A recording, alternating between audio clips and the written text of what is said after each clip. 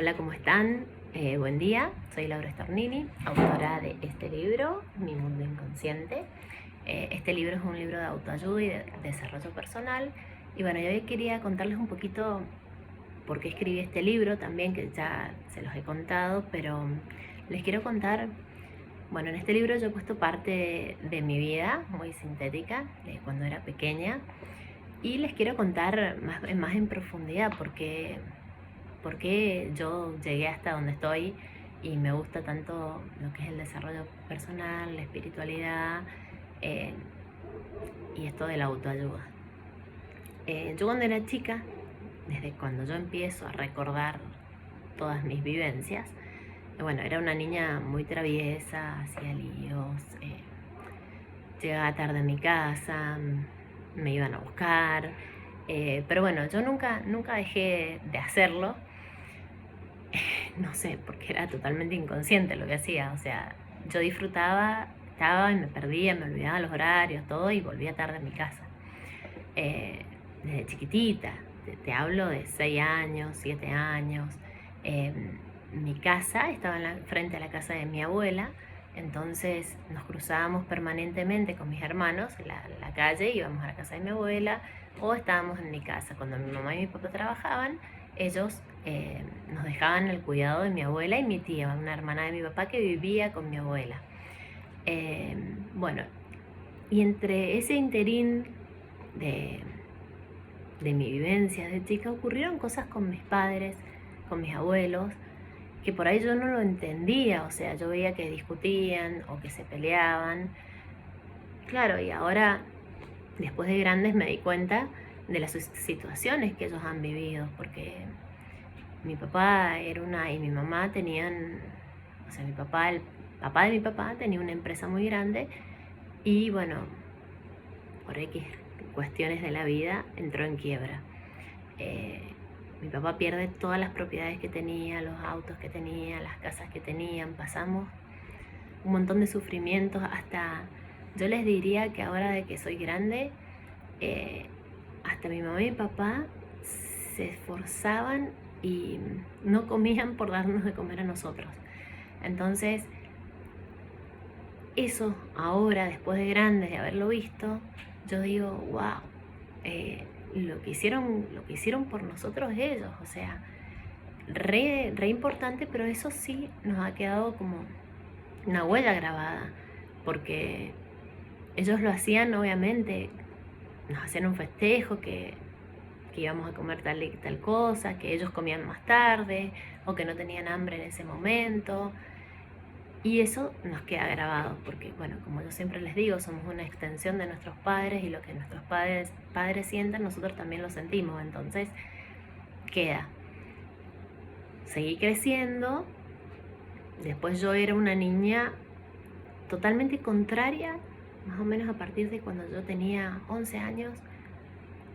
Es como que me polaricé, totalmente contraria. Sí, seguía siendo la diferente, digamos, porque era muy traviesa o me gustaba mucho jugar con mis amigos, pero en ese momento engordé mucho, engordé muchísimo. Era muy gorda, muy gorda, que yo creo que eso ha sido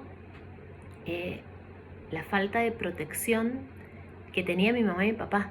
O sea, mi mamá y mi papá es como que yo creo que se han sentido desprotegidos dentro de, de lo que les ocurrió, como que se quedaron sin nada y no sabían qué hacer, y la grasa es protección. Yo creo y soy consciente que en ese momento, porque yo era muy pegota de mi mamá y mi papá, a mí me costaba mucho irme a dormir a otras casas, siempre me costó muchísimo despegarme de ellos. Sufría cuando me iba a dormir en la casa de mis abuelas, era mucho sufrimiento, no quería quedarme a dormir en la casa de ellos, quería estar con mi mamá y mi papá.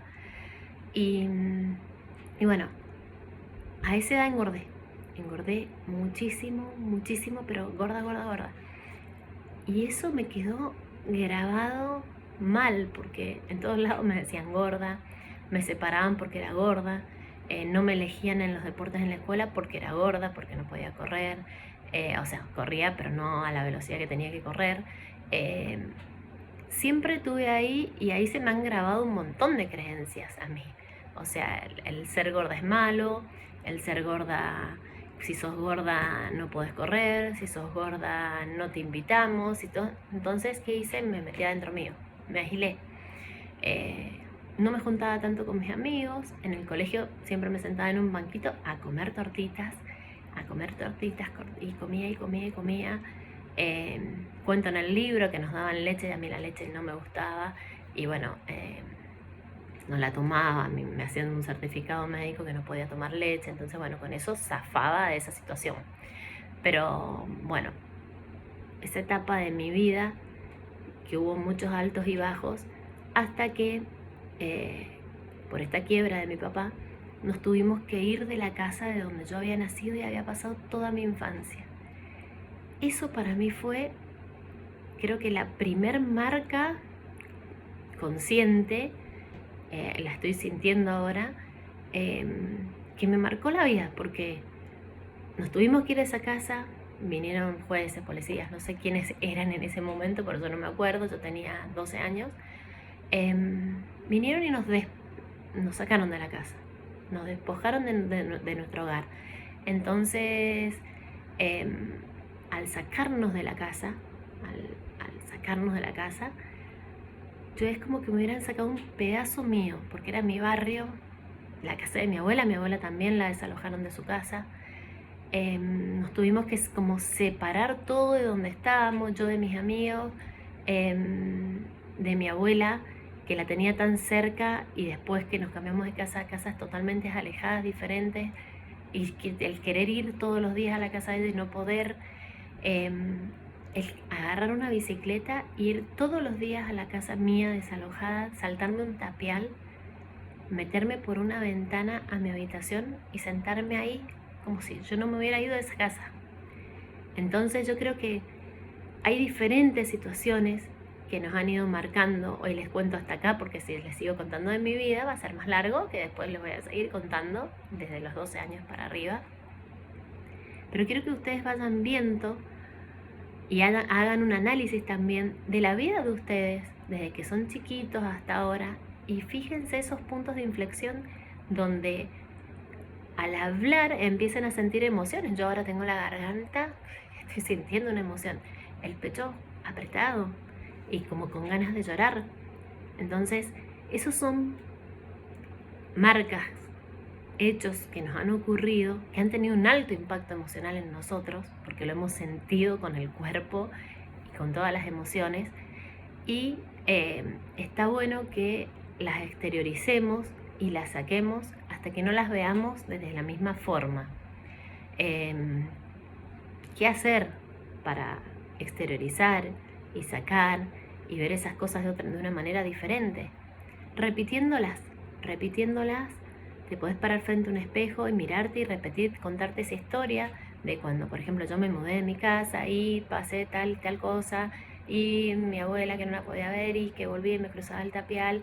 Contarla muchas veces, hasta que ya no vuelva a sentir ese nudo en la garganta y esa opresión que a mí ya se me fue, pero contarla.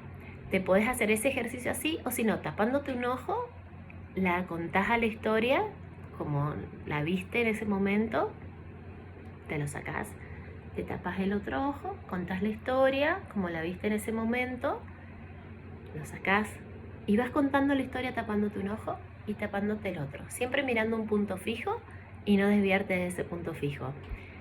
Esa emoción que sentís, esa presión en el pecho y esa presión en la garganta, que ese nudo en la garganta, que le ponen esa palabra, nudo en la garganta, ese nudo en la garganta no lo vas a sentir más.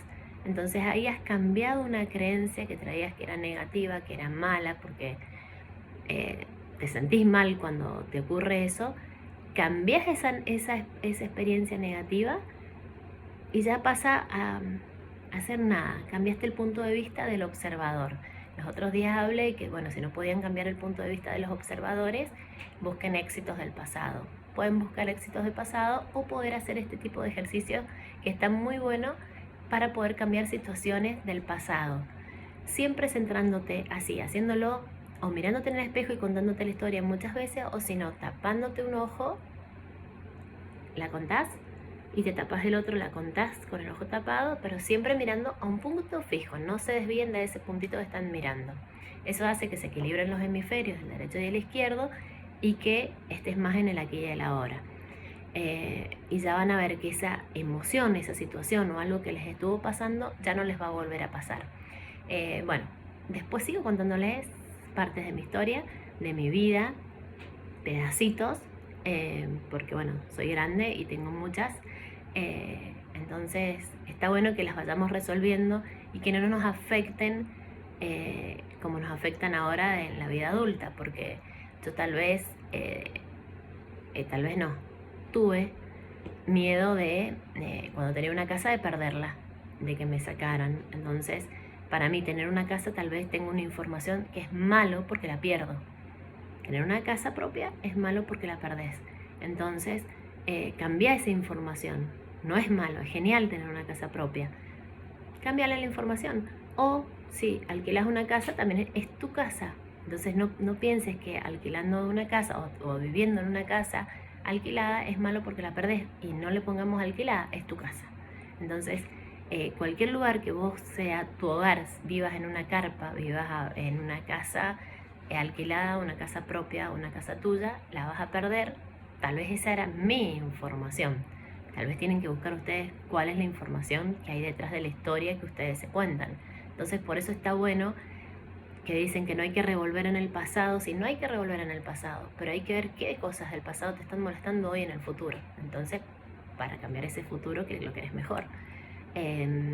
Bueno, esa fue mi invitación de hoy, a que se cuenten sus historias, a que empiecen desde chiquitos, lleguen hasta una edad como yo llegué hoy, hasta los 12 años, que seguramente hay un montón de otras historias más. ¿Por qué le tendría miedo a irme a dormir a la casa de mi abuela? Ya se me pasó, pero no sé, tendría que buscar esa parte en ese momento. ¿Qué le estaría pasando a mi mamá y a mi papá en ese momento para que yo no me quisiera ir del lado de ellos? Tal vez yo quería protegerlos y cuidarlos a ellos y no podía.